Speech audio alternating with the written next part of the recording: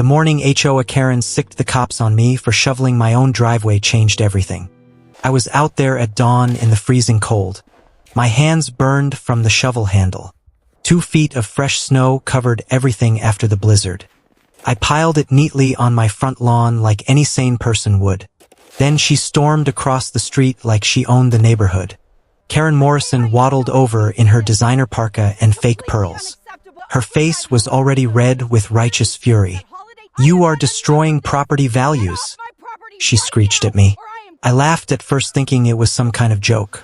But Karen wasn't joking. She pulled out her phone and started snapping pictures. "These snow piles violate every HOA covenant we have." 20 minutes later, a police cruiser pulled up. Officer looked at my snow and then at Karen peeking from her window. He told her this wasn't a police matter. Karen's face turned purple with indignation.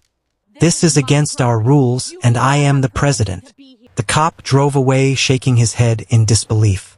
I thought that would be the end of it. I was very wrong.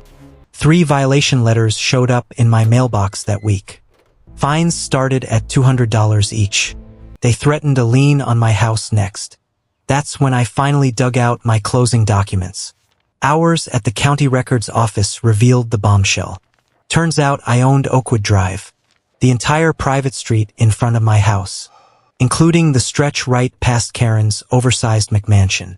My lawyer Michael nearly choked laughing on the phone. "You actually own the road that Karen claims to control."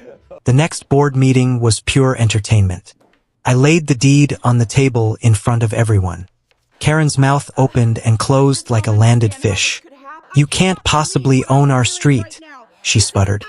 Her treasurer Gary started sweating through his polo shirt. I offered them a free easement for continued use. No tolls.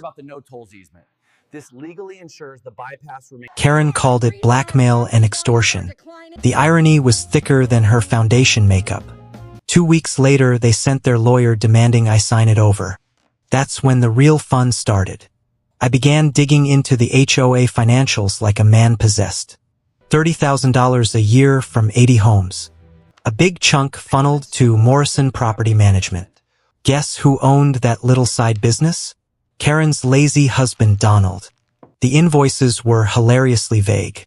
Community enhancement services apparently included Karen's new landscaping, and her luxury vacations disguised as board conferences. I quietly gathered signatures door to door. Neighbors were fed up with the constant petty fines. The special audit meeting was standing room only. I presented the numbers on a projector with calm precision. The room went dead silent, then erupted in angry murmurs. Karen tried her signature move, fake tears and victim act. "We provide professional management for this community." Her voice cracked like cheap drywall. But the independent auditor Jennifer Park was merciless. She found over $32,000 in questionable charges. Landscaping at Karen's house. A new computer delivered straight to her door. Spa treatments coded as team building. The sheriff's department showed up 2 days later.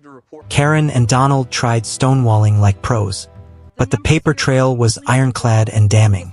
They resigned in disgrace that same week. The neighborhood finally breathed for the first time in years. Months later, the charges came down: embezzlement and fraud. Karen Morrison in an orange jumpsuit was a sight to behold. The woman who terrorized me over snow ended up stealing from everyone. I didn't gloat. The real victory wasn't her going to prison. It was watching the neighborhood wake up from its coma.